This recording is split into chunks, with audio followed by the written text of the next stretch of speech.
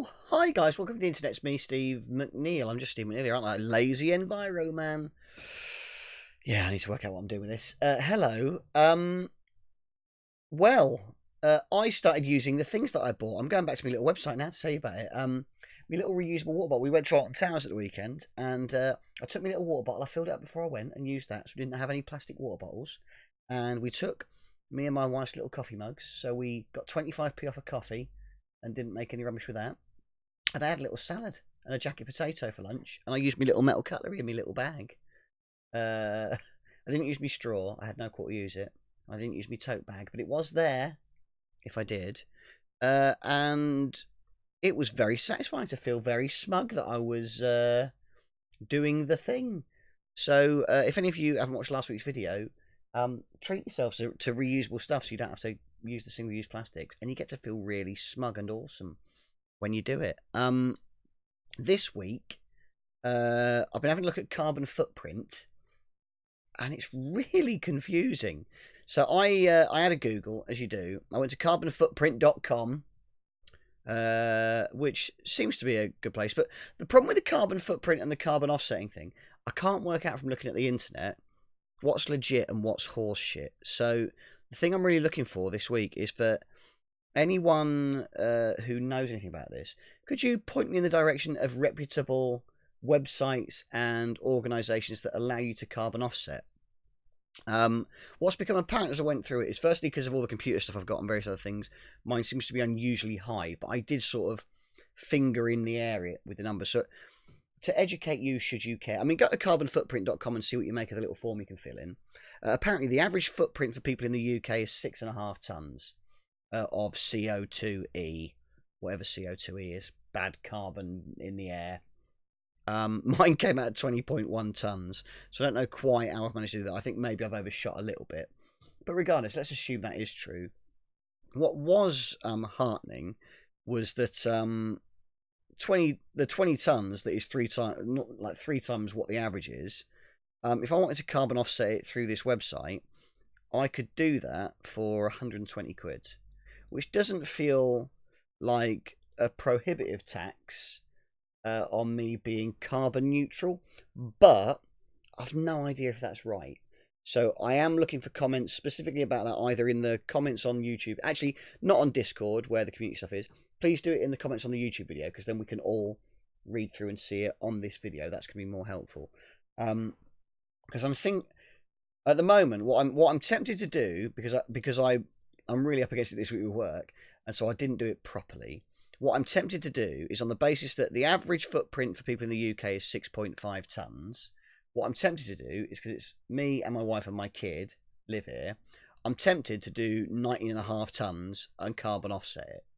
Just so, to start the ball rolling, I know that for this 12 months, let's call it for 2020, if I carry on living like I do, I've not made a net negative impact on planet Earth as a result of paying 120 quid. That would feel like a win, and it would feel good.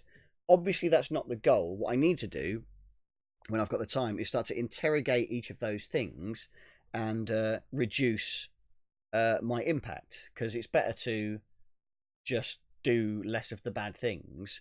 If I go through it in quickly, because I think this will be of some interest, based on average electricity and gas for a house, that's about 1.35 of those 20 tonnes. Flights, I'm going on one flight to Geneva, and that was 0.23 tonnes. The car, based on the car I own, was 3 tonnes, so the car's quite bad. I haven't got a motorbike. I put in 10,000 miles on rail, which probably overshot it, but I also put in 250 on the tube and 500 miles in the taxi, which again, I'm probably overestimating those, but because of the public transport, the taxi less so, but that only came to 0.8 tonnes for all of them. Where I got stung was in what it calls, bizarrely, the secondary carbon footprint calculator. So that other stuff was about 6 tonnes of carbon. I managed to rack up 14.5 odd in the secondary stuff. And the way that broke down was over 6 tonnes per year for food and drink, which I guess makes sense, because I picked medium meat eater. If I changed it to vegetarian, it'd half that. So eating less animals is obviously a big one. The other one was 2 tons on computers and IT, and another half on phone, because I've just bought a new phone and I got an awful lot of kit from Scan, which it felt I should put in there. Then the other big ones on there were 2.5 tons on hotels, restaurants, and pubs, because I spend my life in those places. So that's maybe not that surprising, although because they're shared, I maybe didn't expect them to be such a big part of it. And then 1.8 tons. This is one that's thrown me. I basically put mortgage and loan interest payments in. I mean, again, I've just dumped a rough number in there. But banking and finance coming at 1.85 tons, which I need to find out more about why that's the case, because that feels like an invisible. It doesn't feel like a real thing that would have an impact, but clearly it does, and I need to start to understand why. I imagine I can use better energy providers and better banks, and there are presumably providers that can help with that. But certainly the meat eating and the fact I've just got all this computer kit is something to bear in mind. And to be fair, it did. For those of you who watch my gaming stuff, we did. A lot of people in the chat commented when we did the unboxing, the amount of packaging and things, which I guess is a part of it. Plus, of course, all of the intensive mining that goes into the microchips and processors, all the hardware. I mean, it's obviously. So that's really made me think about the way I use tech and reuse tech. Definitely, because it is impossible to ignore the fact that it's clearly a very bad way to suck things out of out of our natural environment to use to do the things that we do.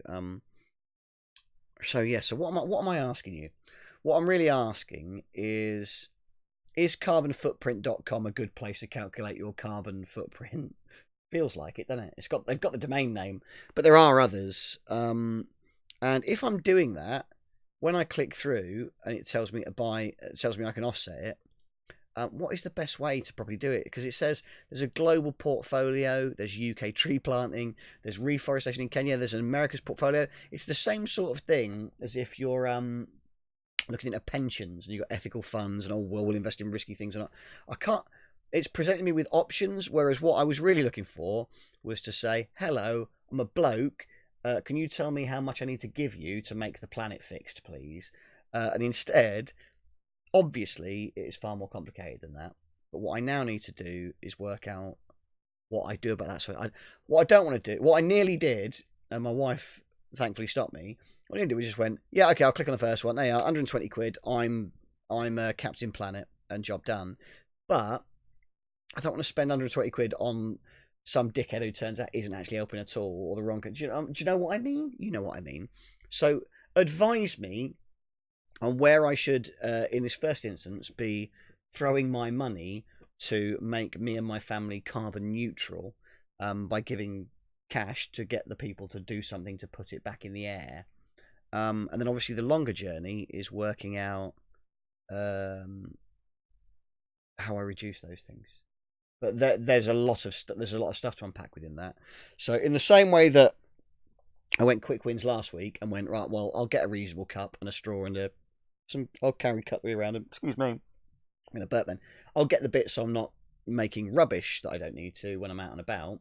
This week was about, right, I know I'm not helping, so let's pay the professionals to clean slate it, and then let's start to get better. That's the logic. So I'm going to stop rambling. For the love of God, explain to me who I'm meant to pay to carbon offset my life, and what is the best way of doing that. And I'm sure there's nuance to it, but give me some reassurance I'm not going to click on the wrong link and just waste 120 quid. That's what I'm looking for. I'm not sure what I'm going to do next week because things are chaos at the moment. But I will keep you posted as things progress. I'll do another video next week if it kills me, even though things are chaotic. But in the reason I didn't have time to do this today, but I've done it because if I don't make the effort to just sit down and look at it and address this stuff every week, nothing will happen. Whereas actually, I did spend 5 minutes having a Google in a panic before my kid gets home from childcare and went, right, I think it's about 120 quid. I think it's about 20 tonnes for me, maybe, or it's 20 tonnes for the house if we go on the national average initially while I'm calculating it and working it all out. So what do I do to level it out? I think it's better to be doing something than nothing. But before I clicked on the button, I wanted to make sure that the specific thing I was going to do was actually not just throwing 120 quid down the toilet. I'll shut up Let me know in the comments how you're all getting on, if you've bought the little reusable stuff. Some of you have, and you've let me know, and that is a wonderful thing, and I'm very glad. And please, for the love of God, educate me on how to carbon offset, because it seems like a fucking minefield, and I want to do it properly.